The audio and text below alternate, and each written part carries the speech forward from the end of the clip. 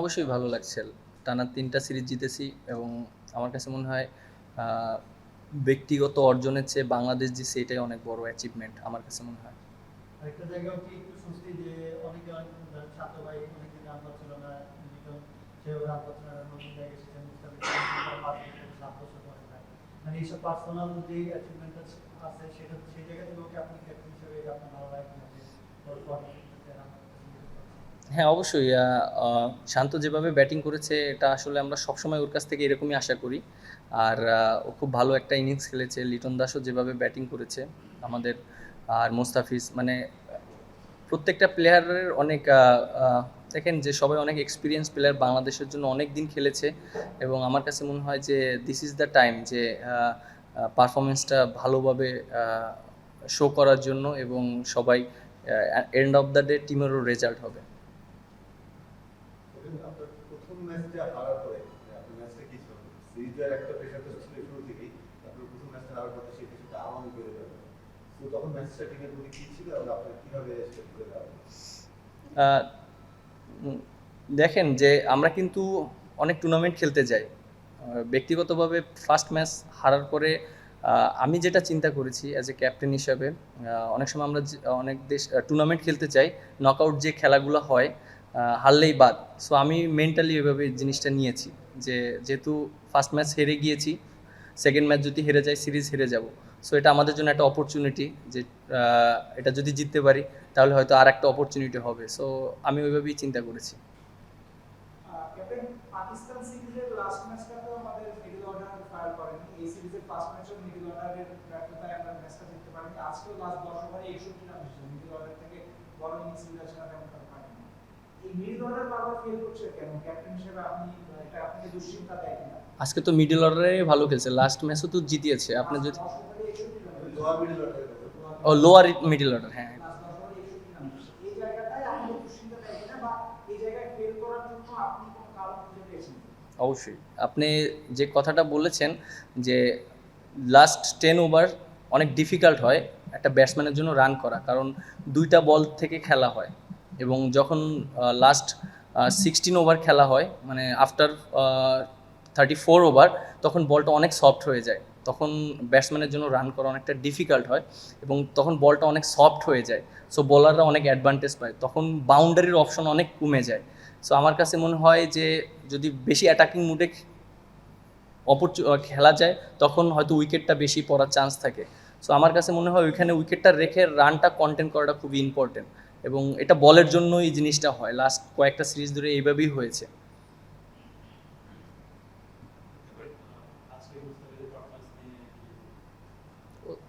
অসাধারণ পারফরমেন্স করেছে এবং ও যেভাবে বোলিং করেছে আমরা সবসময় আশা করি মুস্তাফিজ যে এরকমই বোলিং করবে।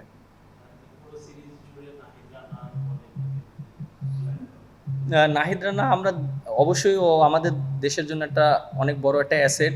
আমরা সবাই অবশ্যই চেষ্টা করব সবাই ওকে যত্ন করার জন্য এবং ও যেভাবে মেনটেন করছে এটা আসলে একটা টিমের জন্য অনেক অনেক অ্যাডভান্টেজ এবং লাস্ট দুইটা সিরিজ যেভাবে বোলিং করেছে, আর অ্যাজ এ ক্যাপ্টেন হিসাবে এটা একটা গ্রেট মানে গ্রেট মোমেন্টাম নিয়ে আসে সব সময়। আমার কাছে মনে হয় যে ও ও যেভাবে বল করছে এটা কন্টিনিউ করতে পারলে বাংলাদেশ টিমের জন্য অনেক অনেক ম্যাচ জিততে পারবে। ক্যাপ্টেন, আপনার কাছে যে লাক্সারিটা আছে পেসিং, মানে অনেকে অনেক সময় ভালো করার পরেও তাকে আপনার পরিকল্পনা অনুযায়ী রেস্ট দিতে হয়। এই পুরো জিনিসটা আপনি ডিল করেন কিভাবে পেস ইউনিটটা নিয়ে বিশেষ করে? দেখেন আমাদের পেস ইউনিটটা অনেক ভালো বোলিং করছে, শুধু আজকে না, লাস্ট যদি আপনি 3-4 বছর কনসিস্টেন্ট পারফর্ম দেখেন আমাদের পেস ইউনিটটা অনেক ভালো করছে এবং আমরা অনেক ম্যাচ জিতেছি এরকম।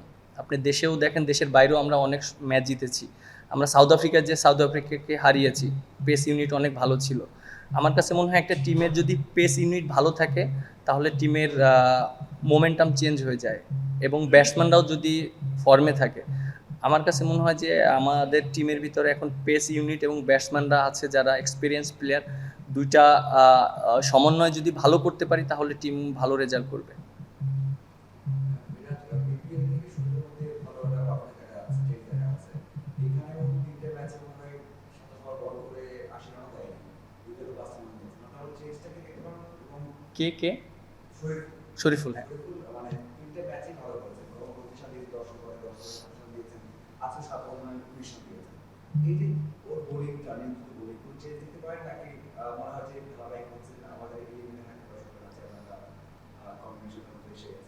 একটা প্লেয়ারের জন্য অনেক ডিফিকাল্ট, অনেক দিন পর যখন ইন্টারন্যাশনাল ম্যাচ খেলে। আমি যদি ভুল না করি শরীফুল প্রায় 1.5 বছর পর ইন্টারন্যাশনাল ম্যাচ খেলেছে এই সিরিজে, এবং অপরচুনিটি চলে এসেছে। মুস্তাফিজ ফার্স্ট ম্যাচে ঠিক জাস্ট টচের আগে ও ইনজুরি হয়ে গিয়েছিল, সেজন্য ওর জন্য অপরচুনিটি হয়ে গিয়েছে, এবং এটা একটা প্লেয়ারের জন্য হঠাৎ করে খেলাটা অনেক ডিফিকাল্ট। বাট ও যেভাবে নিজেকে মানিয়ে নিয়ে ওই ম্যাচে ভালো বোলিং করেছে, এটা একটা মানে খুবই ভালো করেছে। আর অ্যাট দ্য সেম টাইম 3 ম্যাচই কনসিস্টেন্ট পারফর্ম করেছে, এবং সবার ভিতরে যদি এরকম পারফর্ম করতে থাকে এবং সবার ভিতরে যদি ওই ইটা থাকে, পারফর্ম করার যে ক্ষুধাটা থাকে, আমার কাছে মনে হয় টিমের জন্য অনেক ভালো। কোন চেঞ্জ দিতে পারেন আগে থেকে মানে এই ধারাবাহিক না, অবশ্যই ও খুব ভালো বোলিং করেছে, বিপিএলেও অনেক ভালো বোলিং করেছে, এবং ওর কিছু কিছু ভেরিয়েশন এনেছে। ও যেমন ভিতরেও বল আনতে পারে, বাইরেও বল করতে পারে, এবং ওর অনেক অপশন আছে, সোলো আর কাটার। মানে আমার কাছে মনে হয় ও অনেক দিন হয়তো কাজ করেছে বোলিং নিয়ে, যার জন্য ও কনসিস্টেন্ট পারফর্ম করছে।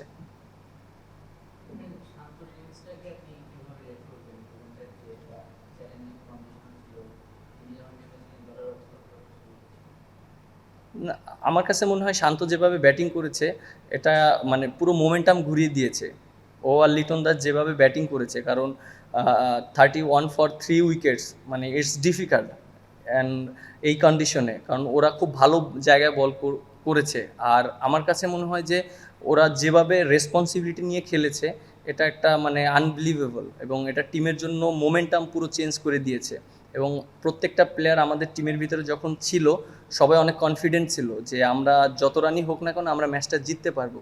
সো এরকম একটা স্টার্টের পর যে টিমের মোমেন্টাম অনেক চেঞ্জ হয়ে যায়, এবং সেটা আপনারা সবাই দেখতে পাচ্ছেন যে মাঠে আমরা কিভাবে ফিল্ডিং করেছি, যে প্রত্যেকটা প্লেয়ার যেভাবে ফোকাস ছিল এবং মানে ক্যাচগুলো ধরেছে, এটা একটা মানে টিমের জন্য অনেক পজিটিভ দিক ছিল। এবং ওরা দুইজনের জন্যে আমাদের হয়তো আজকের ম্যাচটা আমরা জিততে পেরেছি, কারণ আমরা যদি টোটাল না দিতে পারতাম তাহলে আমাদের জন্য একটু ডিফিকাল্ট হয়ে যেত। রাইডার কথা বললেন, সিরিজ অসাধারণ গল্প ছিল। এরকম একজন স্পেস বলার যখন থাকে, যাকে দেখে প্রতিপক্ষ ব্যাটসম্যানরা ভয় পাবে বা মানে বলতে যাচ্ছে, চোখে বলাতে ম্যাচটার মোমেন্টাম ধরে দিতে পারে, এরকম একজন বোলারকে পাওয়া অ্যাজ এ ক্যাপ্টেন আপনার জন্য কতটা থ্রিলিং, কতটা থ্রিল হবে যে আমার দলের জন্য বোলার আছে? এটা তো আমাদের দেশের ক্রিকেটের জন্য একটা ব্লেসিং আমি মনে করি, এবং অ্যাজ এ ক্যাপ্টেন হিসাবে আমার কাছেও। এবং এরকম যদি কন্টিনিউ 145-50 প্লাস যদি বল করতে পারে, এটা অন্য টিমের জন্য অনেক বাড়তি একটা মানে প্রেশার চলে আসে, কারণ অ্যাট দ্য সেম টাইম অনেক জোরে বল আসছে, রান করতে হবে, আবার উইকেটও বাঁচাতে হবে। সো এরকম অনেক সিচুয়েশন আসে, আর ও প্রথম থেকে শেষ পর্যন্ত একই গতিতে বল করতে পারে, এটা একটা মানে বিরাট অ্যাচিভমেন্ট আমার কাছে মনে হয়। এবং ও ওই অ্যাবিলিটি ওর কাছে আছে, এবং আর সবচেয়ে বড় কথা অনেক কনফিডেন্ট মাঠের ভিতরে। যখনই আমি ওকে বলি, ও বলে ভাই আমি অনেক কনফিডেন্ট এবং আমি ভালো করতে পারবো। এই জিনিসটা একটা ক্যাপ্টেনকে অনেক স্বস্তি দেয়। টিম লাইফে জিজ্ঞেস করি যে তারা তিনটা সিরিজ জয় করতো, এখন ওয়ার্ল্ড কাপ আমাদের ব্যাক অফ দ্য মাইন্ডে তো ওয়ার্ল্ড কাপের সরাসরি কোয়ালিটি এভাবে ব্যাপারটা আছে, তো সেটা এখন মানে আপনার কি মনে হয় রাইট ট্র্যাকে আছে? দেখেন, অবশ্যই ওয়ার্ল্ড কাপের কোয়ালিফাই করাটা important, at the same time আমাদের ভালো ক্রিকেট খেলাটাও ইম্পর্টেন্ট। কারণ আমরা যদি ভালো ক্রিকেট না খেলতে পারি, তাহলে ওটা আমরা করতে পারবো না, কারণ ওটা একটা মানে রেজাল্ট, আর প্রসেস হলো আমাদের ভালো ক্রিকেট খেলা। আমরা যদি পারফর্ম করতে পারি, ম্যাচ বাই ম্যাচ উইন হতে পারি, এবং সবাই যদি কনফিডেন্ট থাকে, তাহলে আমার কাছে মনে হয় ওইটা রিস্ক করা সম্ভব। এবং যে জিনিসটা বললেন যে টপ 9-এর ভিতরে থাকাটা, আমরা যদি কনসিস্টেন্ট পারফর্ম করতে পারি, আমার কাছে মনে হয় টপ 9 না, আমরা আরও অনেক উপরে যেতে পারি। সো এটা আমাদের টিমের জন্য বিরাট একটা অ্যাডভান্টেজ থাকবে। মিরাজ, নাহিদের কথায় এবার আসি যে নাহিদ আসলে বাংলাদেশের ক্রিকেটের আছে, যেটা অনেক ক্রিকেটার বলছেন বিশ্বে। তো এখন তো খেলা অনেক রকম খেলা থাকে, অনেক বেশি খেলা থাকে। তো আপনি এজ এ ক্যাপ্টেন তাকে প্রতি ম্যাচে চাইতেন, তো আপনার কি পরামর্শ থাকবে মানে ম্যানেজমেন্টের প্রতি যে নাহিদ কিভাবে খেলা হবে? এবং আরেকটি কোশ্চেন হচ্ছে যে আমরা যদি প্রথম 2 ম্যাচে জিততে পারতাম, আপনার সাথে তাকে খেলাতে। দেখেন, আমরা তো অবশ্যই ওকে অনেক টেক কেয়ার করব, এবং এটা এটা আমাদের রেসপন্সিবিলিটি ওকে টেক কেয়ার করাটা। আর এরকম একটা প্লেয়ারকে টেক কেয়ার করতে পারলে আমাদের টিমের জন্য অনেক ভালো। আর যেটা বললেন, হ্যাঁ, অনেক সময় রেস্ট দিয়ে খেলাতে হবে অপরচুনিটি যখন মিলবে, এবং প্রত্যেকটা প্লেয়ারকেই সুযোগ দেওয়াটা খুব ইম্পর্টেন্ট। এবং আমার কাছে মনে হয় যে কনসিস্টেন্টভাবে মানে খেলানোর চেয়ে অনেক সময় ইনজুরি চলে আসতে পারে, বাট আমরা ওই জিনিসটাও মাথায় রাখবো। ক্যাপ্টেন অভিনন্দন, মানে টানা 3টা সিরিজ জিতেছেন, কিন্তু আমি জানতে চাচ্ছি আসলে এই 3টা সিরিজে আপনি আপনার পারফরম্যান্স কখন আসছে? না, আমি আমার প্রত্যাশা অনুযায়ী করতে পারিনি ওভারঅল। আমি একটা জিনিস নিয়ে একটু ওয়ারিড ছিলাম, আমার বোলিংটা নিয়ে। কিন্তু লাস্ট 3টা সিরিজে আমার বোলিংটা, আমার কাছে মনে হয় যে আমি যেভাবে আমি বোলিং করতে চাচ্ছি আমি সেভাবে করতে পারছি। এবং অবশ্যই ক্রেডিট দিতে হবে আমাদের স্পিন কোচ মুস্তাক আহমেদকে, কারণ তিনি আমাকে মানে কাছ থেকে বোলিং করিয়েছেন। যখনই আমি একটু কনফিডেন্ট ছিলাম না, আমাকে বুস্ট আপ করেছেন এবং আমাকে প্রত্যেকটা সেশনে আমাকে বোলিং করিয়েছেন, এবং আমার কাছে খুব ভালো লেগেছে, কারণ প্র্যাকটিসটা এত ভালো করেছিলাম যেটা আমার কনফিডেন্টটা এসেছে। কারণ দেখেন যে হয়তো আমি অনেক উইকেট পাইনি, কিন্তু একটা জায়গায় মেনটেন করে বল করার চেষ্টা করেছি, এবং একটা অপোনেন্টকে সবসময় মানে চাপ দেওয়ার চেষ্টা করেছি একটা সাইড থেকে। সো আমি অনেক হ্যাপি আমার বোলিং নিয়ে। এবং ব্যাটিং যেটা বললেন, হ্যাঁ, ব্যাটিংটা একটু স্ট্রাগল করেছিলাম, বাট আমি বিশ্বাস করি যে আমি খুব তাড়াতাড়ি আরও ভালো ব্যাটিং করতে পারি, কারণ আমার সেই অ্যাবিলিটি আছে। আজকে সিরিজ ডিসাইডার হয়েছে, সেক্ষেত্রে আপনি যেটা চেয়েছেন একটা তাসকিন আহমেদ হিসেবে যে তানভীর হিট হয়েছে, এটা কি আপনার আপনার কোন চিন্তা থেকে হিট করে? না, রিশাদ অবশ্যই আমাদের টিমের জন্য অনেক একটা ইম্পর্টেন্ট প্লেয়ার, এবং রিশাদ ও খুব ভালো বোলিংও করেছে। আপনারা যদি দেখেন লাস্ট 5-6 ওডিআই অনেক ভালো বোলিং করেছে। আর আমরা চাচ্ছি যে ভালো একটা টিম তৈরি করতে, কারণ আমাদের সামনে যেহেতু আমাদের সামনে টুর্নামেন্ট আছে, এশিয়া কাপ, ওয়ার্ল্ড কাপ। কারণ আমরা যদি প্রত্যেকটা প্লেয়ারকে একটু সুযোগ দিয়ে দেখতে পারি, তাহলে এটা আমাদের জন্য একটা প্লেয়ার কনফিডেন্ট পাবে। আমার কাছে মনে হয় তানভীর ও যে 2টা সিরিজ খেলেছে, ওই 2টা সিরিজেও কিন্তু খারাপ করেনি, অনেক ভালো করেছে। তারপরও কিন্তু ওকে টিম কম্বিনেশনের জন্য খেলতে পারিনি, বাট অনেক দিন পর যখন আবার খেলতে আসে তখন একটু কনফিডেন্টটা থাকে না। সো আমার কাছে মনে হয় প্রত্যেকটা প্লেয়ারই এরকম ঘুরিয়ে ফিরিয়ে যদি খেলতে পারে, তাহলেও সে ইন্টারন্যাশনাল ক্রিকেটের ভিতরে থাকবে। সো আমরা ওইভাবেই চিন্তা করেছি। ক্যাপ্টেন সম্মুখে নিয়ে একটু জানতে চাই, যখন আসলে ওয়েস্ট ইন্ডিজ সিরিজে তিনি 91 রানে ইনিংস খেলেন, তারপরে আসলে সিরিজে পাকিস্তান সিরিজে তিনি ছিলেন না, তাকে একাদশে নেওয়া হয়। এই সিরিজে প্রথম ম্যাচে না নেওয়ার পর পরের 2 ম্যাচে সুযোগ দেওয়া হলে তিনি ব্যর্থ হয়েছেন। আপনার কি মনে হয় যে আসলে তিনি একটু মানসিক চাপে থাকেন, যে দল থেকে বাদ করার যে চাপটা, এটা তার খেলার মধ্যে আছে? আপনি অ্যাজ এ ক্যাপ্টেন আসলে কি বলছেন? দেখেন যে সৌম্য সরকার অবশ্যই গ্রেট প্লেয়ার আমার কাছে মনে হয়, কারণ সিরিজে লাস্ট ম্যাচে 91 রান করার পরও সে 2টা সিরিজ খেলতে পারেনি, একটা সিরিজ। সো এই সিরিজে সুযোগ এসেছে, বাট আমি সবসময় একটা মেসেজ দিয়েছি, অপরচুনিটি আসবে। যখন অপরচুনিটি আসবে তখন যেন সে নিজের সর্বোচ্চটা দিতে পারে। এবং শুধু তার ক্ষেত্রে না, প্রত্যেকটা প্লেয়ারের ক্ষেত্রেই আমি এই মেসেজটাই দিচ্ছি, এবং সবাইকে একই কথা বলছি যে অপরচুনিটি যখন আসবে সে যেন তার 100% দিতে পারে। আজকের একাদশে 5 জন প্লেয়ার ছিলেন টপ অর্ডারে ব্যাট করেন, যারা ইউজুয়ালি প্রথম 5 জন। কিন্তু এরপরও শান্তকে 4-এ, হৃদয়কে 5-এ খেলতে হচ্ছে, ফর্মে থাকার পরও হৃদয়কে আসলে 6-এ খেলতে হচ্ছে। টিম কম্বিনেশনটা কিভাবে ব্যাখ্যা করবে? মেকশিফট মিডল অর্ডার হয়ে যাচ্ছে কিনা? দেখেন, আমাদের তাহিদ হৃদয়ের বিষয়টা যেটা, হ্যাঁ, অবশ্যই ও 4-এ অনেক দিন ভালো ক্রিকেট খেলেছে এবং রানও করেছে, কিন্তু আমাদের কিছু কিছু জায়গায় একটু চেঞ্জ দেখছি যে আমাদের কোন জায়গাটা সুইটেবল একটা প্লেয়ারের জন্য। বাট এটা অবশ্যই তাহিদের জন্য একটু ডিফিকাল্ট, কারণ ও একটা জায়গায় অনেক দিন খেলেছে, রানও করেছে। বাট আমরা যেহেতু একটা প্রসেসের মাধ্যমে যাচ্ছি, আমরা একটু জাস্ট ট্রাই করে দেখছি যে কে কোন পজিশনে খেললে বেটার হবে টিমের জন্য, কারণ আমাদের সামনে তো আমাদের টুর্নামেন্ট আছে। সো টুর্নামেন্টে আমাদের ওই লক্ষ্যটা সেট করতে হবে আমাদের এই সিরিজের মাধ্যমেই। সো আমরা এখন বুঝতে পারবো যে কাকে কোন জায়গায় দিলে জিনিসটা বেটার হবে। হয়তো সামনে দেখতে পারবেন তাহিদ হৃদয় তার পজিশনে আবার সে চলে আসবে।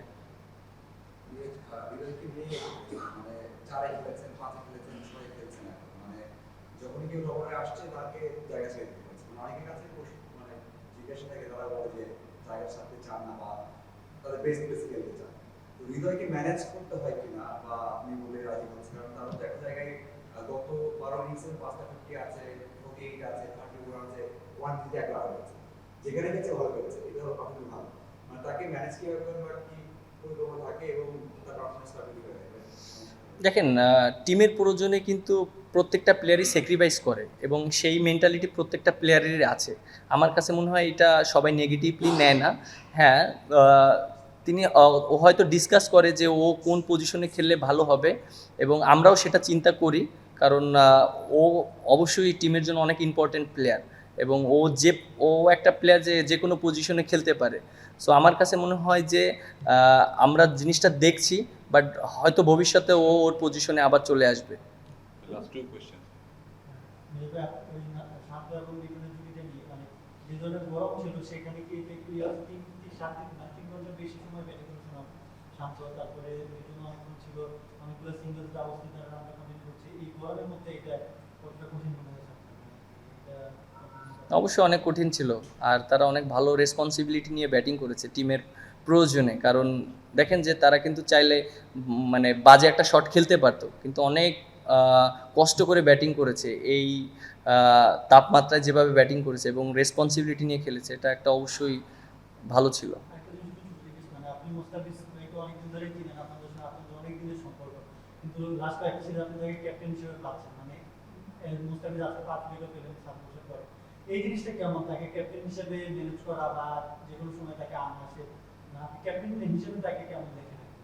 না, মোস্তাফিজ তো গ্রেট বলার আমাদের বাংলাদেশের জন্য, এবং ওর অ্যাচিভমেন্ট আমার কাছে মনে হয় কেউ ভুলতে পারবে না, কারণ বাংলাদেশের জন্য অনেক ম্যাচ জিতিয়েছে। আর এরকম একটা প্লেয়ার থাকলে টিমের জন্য অনেক হেল্প হয়, এবং যে কোনো ক্রাইসিস মোমেন্টে হলেই মোস্তাফিজকে আমরা চিন্তা করতে পারি, কারণ ও এত ম্যাচ জিতিয়েছে বাংলাদেশকে, এবং ওই টাফ সিচুয়েশনে এটা আমার কাছে মনে হয় যে আমি নিজে ওর সাথে একসাথে প্রায় 10 ইয়ার্স খেলেছি ইন্টারন্যাশনাল। সো আমি ওর কাছ থেকে দেখেছি, সো ওকে দেখলে অবশ্যই আমার অনেক কনফিডেন্ট মনে হয় বোলিংয়ে, বিশেষ করে ক্রাইসিস মোমেন্টে। Last question. রিশাদের ব্যাপারে গত বছর অক্টোবরে যখন ওয়েস্ট ইন্ডিজ সিরিজে সে মনে হয় 12 উইকেট নিয়েছিল, একটা ম্যাচে তো 6 উইকেট নিয়েছিল, তারপরে দেখবে সে উইকেট নিয়ে আসার পরে পাকিস্তান সিরিজে প্লাস ম্যাচে তাকে 2 ওভার ওই সিরিজে কোনো ম্যাচে মনে হয় সে পুরো 10 ওভার করে, ইভেন নিউজিল্যান্ড সিরিজেও তাই, আমি প্রথম ম্যাচে 10 ওভার করছে, পরের ম্যাচে 5 লাস্ট ম্যাচে 5 ওভার, আজকে ড্রপ তার ট্রিটমেন্ট থেকে আইডিয়াল হচ্ছে কিনা?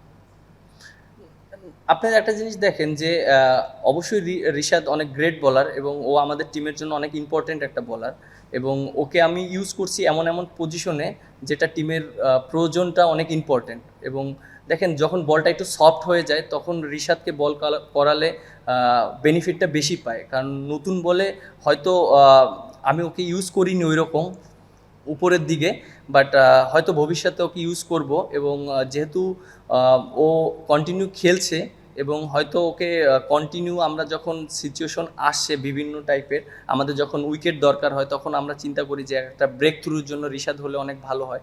সো ওই রকম মোমেন্টামগুলোতে আমি অনেক সময় ইউজ করছি। এবং একটা জিনিস দেখেন 5টা বলার থাকে, সো অনেক সময় হয় কি যে এক্সট্রা যে বলারটা 6 নাম্বার বলার থাকে তাকে যদি 3-4 ওভার বল করানো হয়, হয়তো একটা বলারের এরকম 7-8 ওভার বল করতে হতে পারে, সেটা রিশাদ হতে পারে, সেটা আমিও হতে পারি, বা সেটা মুস্তাফিজ হতে পারে, এরকম সিচুয়েশন অনেক সময় ঘটে। সো এটা আমার কাছে মনে হয় না যে এটা একটা বড় একটা ইস্যু, বাট পারফর্ম করাটা ইম্পর্টেন্ট, এবং ও যেটা করেছে অবশ্যই ও পারফর্ম করেছে, ভালো করেছে।